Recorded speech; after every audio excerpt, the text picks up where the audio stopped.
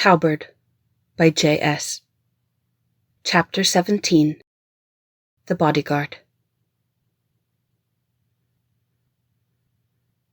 Francis Porter, are you in there? Open up or I'll shoot. Who is it? I gasped to Sam, who's thrust me behind him and drawn his gun. Kurtzrift agents. I tracked you here. They can do the same. Kurtzrift agents? What are you talking about? The sharp sound of gunfire makes me scream. I see the man on the other side of the door has shot the lock in a similar way I did to Ben's lock the other day. The big man kicks open the door, only to be met with an answering shot from Sam's pistol. He hits the man in the hand and he screams, dropping his gun. From the hall, I hear pounding footsteps and more yelling in Kurtz. "The window, go!" Sam shouts at me. I do not hesitate, but follow his instruction, stopping only long enough to grab the bag filled with cash. "Not down, up!" He shouts at me just as a bullet fired from the ground goes whizzing past my head. I climb as quickly as I can, terrified for my life, up to the 5th floor. "Window!" Sam barks at me. I try it and it opens smoothly.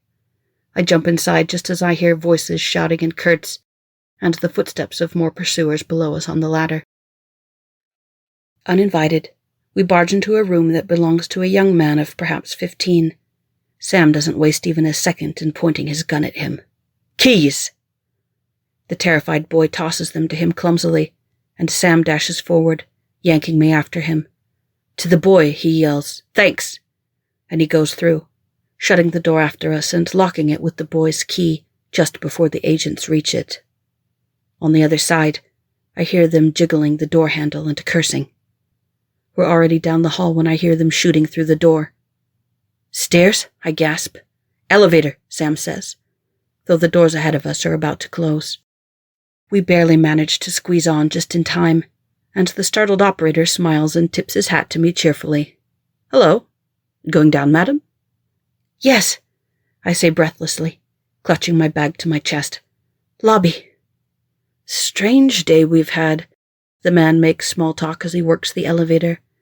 Meanwhile, Sam holsters his gun and takes a moment to smooth his appearance. I follow his example, realizing only now I'm still in my socks. "What with the news of the king and queen's murder and all? Very tragic," he murmurs. "Yes," I swallow, still breathing heavily after our mad sprint. "An awful tragedy. And on my birthday, too," the man sighs, wilting slightly. "Guess this will mess up my plans for tonight." "Keep your head down in the lobby," Sam hisses in my ear. "Walk where I tell you and run when I say run. If you're spotted, you're a dead woman." I nod my understanding and lower my head, heart pounding. "Here we are," says the operator, and the elevator doors open with a cheery ding. "Happy birthday," I murmur as we pass the operator, and he perks up just a bit. "Thank you, madam." In the lobby, Sam is quick to grab a discarded newspaper and indicates I should hold it over my face. Nearly everyone else is holding one, staring at the articles and speaking in anxious tones. We blend right in. He grips my arm with his hand, and I wait with bated breath as he scouts the room. 2 agents watching the door. There'll be more on the stair behind us. There's no time. We have to chance it. Steady. His grip tightens on my arm.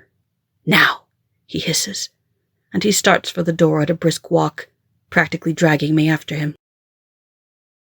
After a few breathless seconds, we pass through the doors and into the open evening air unmolested. It's raining rather heavily, and we march straight into the awful weather, doing our best to blend in with the busy street. "Sam, did we—" "Don't count on it. When I give the signal, dart into that alley just ahead." Noise behind us. Shouting. "Go!" I drop the newspaper and run in my socks through the icy puddles. Behind us, gunfire sends up cries of alarm from the bystanders. Sam guides me, and I follow as fast as I can given the circumstances. My feet are screaming in protest of the little bits of rock and debris strewn in the alleyway, but I can't stop to favor them. More gunshots. Closer. Sam pulls me around the edge of the building just as a bullet bites into the corner, tearing off a dusty chunk of stone. I scream as some of it rains down on me. "The ford," he cries, pointing just ahead. I sprint for it with all my might.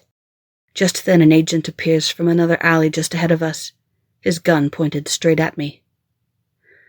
I scream when I feel the first bullet punch into my bag, which I happen to be holding just in front of my middle. Another shot fires and it bites into my thigh as behind me, a sprinting Sam fires off 2 answering rounds, sending the other man sprawling backwards. "Get in the back," he bellows as we come up to the car. Sam jumps into the driver's seat and tries to start the car. The engine sputters a few times and Sam curses desperately before it roars to life. He throws the car into reverse, driving backwards some distance before veering suddenly into a side street and disappearing down it amidst a hailstorm of bullets that started from somewhere. Miraculously, the car is unscathed. "They won't be far behind," he says. "Lie down and don't move. Still got your gun?" "I've got it," I say through clenched teeth. "Keep it handy." Unfortunately, lying down means going straight down on my injured leg, and there's no way around it. Not without maneuvering myself and risking having my head pop up for a target in the bad guy's sights. Whoever they are. I have so many questions, but I dare not risk compromising Sam's focus even for a moment. With the streets congested with frightened drivers and pedestrians in every direction, he can't take his focus from the road. But the townsfolk's panic works to our advantage too, and our car blends seamlessly in with the many others all around us. To anyone looking on, Sam is just one more frightened man trying to get out of Vertonia before it's too late. "They're narrowing down the cars. I think they're onto us," he says about 5 minutes later, when I sense we're just leaving Bescart. "Can you lose them?" "I have an idea." As we come to a tunnel up ahead, Sam steps on the gas, taking the Ford to its maximum speed of 40 miles per hour. When we come out on the other side, he veers off the road, and I squeak in surprise. He puts the car in reverse, backing it in amongst a hedge of shrubbery. Then he switches off the lights. A few moments later, 3 cars come speeding out of the tunnel. They drive right past us and continue down the windy dirt road, unsuspecting. When they're completely out of sight, Sam switches the lights on and takes us back through the tunnel the way we came. "Like this, we should be able to put several miles between us before they realized they've been duped," he says. "Good. Then we should be able to make it to Ashton before them, and catch the first boat off Vertonia. I don't care where it's going." "Sorry, but we're not going to Ashton." "I don't understand." I push myself up from the seat with a wince and a little hiss. "Are you hurt?" "Yeah." "Bad?" "I don't think so. Bullet just grazed my leg." "There's a flashlight and a first aid kit under the seat." "Won't that make it hard for you to see?" "It's all right. I'll bear with it for now." "Just for a little longer," Sam says, his voice tense. "So where are we going?" "The capital." "Why?" Sam doesn't answer. The car's engine is noisy as we make our way down the dirt road at 30 miles an hour. I bounce a little in the back seat as he does his best to avoid potholes. My thoughts are racing as I hold a bag full of cash in my lap, fingering the bullet hole. "Those men from Kurtzrift, they weren't after my money," I say with a strange kind of certainty. I look to the back of Sam's head, but I can hardly see his figure in the deepening shadows. Why were they trying to kill me? "I'm not sure it's my place to tell you." "I've just been shot," I say, voice warbling slightly. "I think I have a right to know why." I can hear him heave a frustrated, agonized sigh, and I vaguely get the impression he's rumpling his hair with a rough hand. "Sam," I say, my voice pleading, "please. I deserve to hear the truth." I hear him heave another sigh. It's a sound like defeat. When he finally speaks, his voice is wooden. "You aren't who you think you are. You aren't Francis Porter." "Then, who am I?" "Your real name is Francesca Patel," Patel? As in... Yes. Those men are after you because you are the daughter of King Leon Patel, and his only living heir, the Princess of Ratonia. My heart hits in my chest like a big bass drum, and I sit for a minute in stunned silence, thoughts reeling. I have so many questions. I don't even know where to begin. Then, as if on cue, Sam begins to answer them for me, one by one. You are the child of Leon's mistress, an affair he had when he was already engaged to Queen Maria.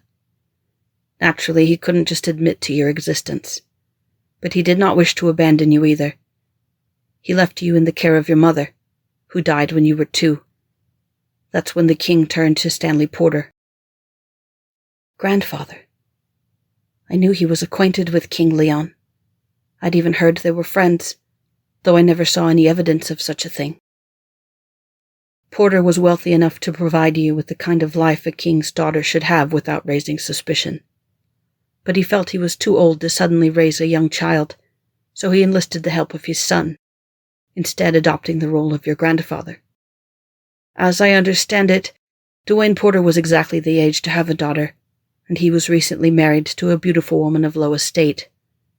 When you were suddenly brought into the family, people assumed you were either the child of his mistress or her child from a previous relationship. No one knew the truth but Stanley and Dwayne. Not even Marcella knew.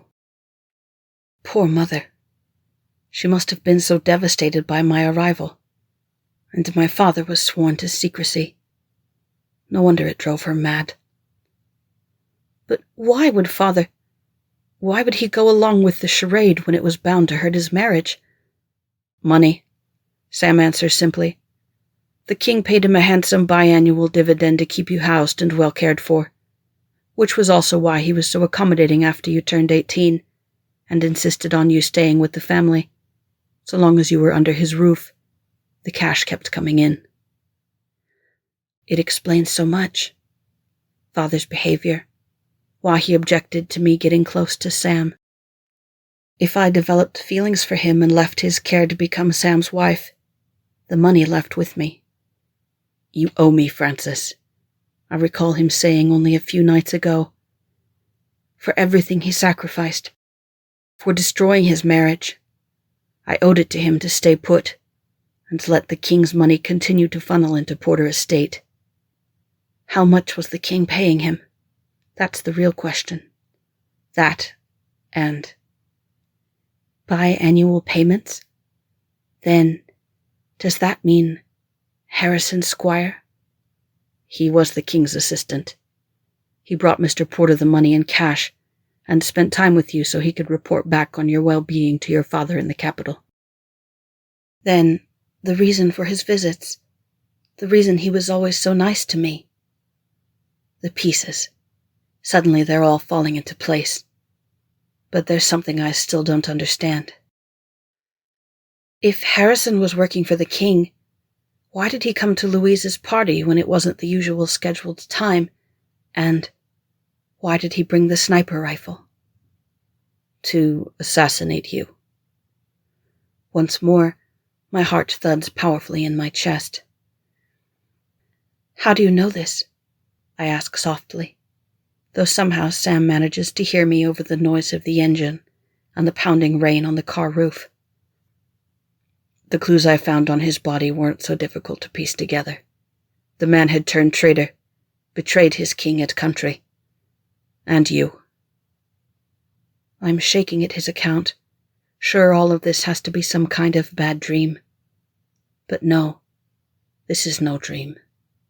And I think I finally have the last piece to my puzzle. Then, the one who killed Harrison and hid his body was me, your bodyguard. I'll be so alone without you. Maybe you'll be lonesome too. Lie the ocean in a silver plate. See the jungle when it's wet with rain. Just remember till you're home again. You'll belong to